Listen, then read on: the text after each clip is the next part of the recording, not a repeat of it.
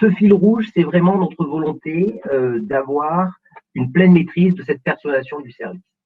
Ça doit partir de tout en haut, du comité exécutif, qui doit avoir cette orientation client. Donc, être certain que l'on a dans un tableau de bord client au niveau du comité exécutif, un certain nombre de reporting sur les enjeux clients, le suivi du Net Promoter Score, qui va être cette valeur d'être sûr que l'on est à l'écoute du client au plus haut niveau de l'entreprise. Mais derrière, il faut décliner cela à travers l'ensemble des métiers qui vont avoir leur spécificité. Donc, un réseau d'ambassadeurs doit animer cette culture client pour qu'elle soit déclinée et adaptée à l'ensemble des métiers. Ça commence par la connaissance du client. Si vous n'avez pas la data, si vous n'avez pas la connaissance des profils clients, de son historique, de ses informations particulières, difficile de parler de relations attentionnées ou personnalisées. La data, c'est la matière, mais il faut pouvoir la visualiser de façon simple. Et donc, bien sûr, les outils informatiques pour chacun des métiers, chacun de nos agents qui vont être en contact avec le client doivent retranscrire de façon la plus simple ces éléments qui ensuite vont être de la matière pour mieux avoir une relation personnalisée. C'est près de 25 000 tablettes que l'on a, par exemple, pour tous nos personnels navigants. Ces 20 000 collaborateurs qui sont au contact du client, il faut bien sûr les former et utiliser cette prise de conscience et cette envie de participer à ce changement d'entreprise ou à cette volonté d'entreprise d'être au plus près d'une relation attentionnée pour nos clients. Il faut que le management aussi, dans ses valeurs et ses comportements, soit en ligne avec cette ambition de culture client. Je crois beaucoup à la symétrie des attentions. Il faut aussi valoriser les bonnes pratiques, valoriser les collaborateurs qui vont s'investir plus.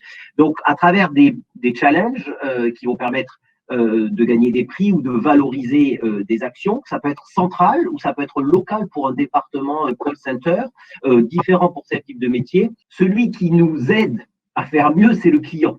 Donc, les rencontres et les échanges avec le client sont essentiels. On peut avoir analysé au mieux les besoins clients.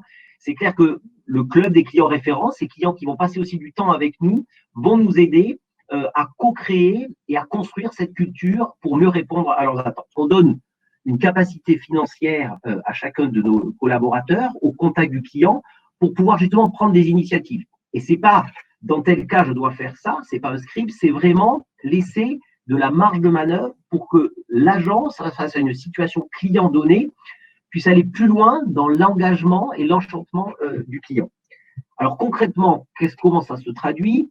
Pour nos personnels navigants, ça veut dire que lorsqu'ils sont à bord avec nos clients, ils ont la possibilité de pouvoir envoyer un cadeau personnalisé au domicile du client à travers notre plateforme Air France Shopping.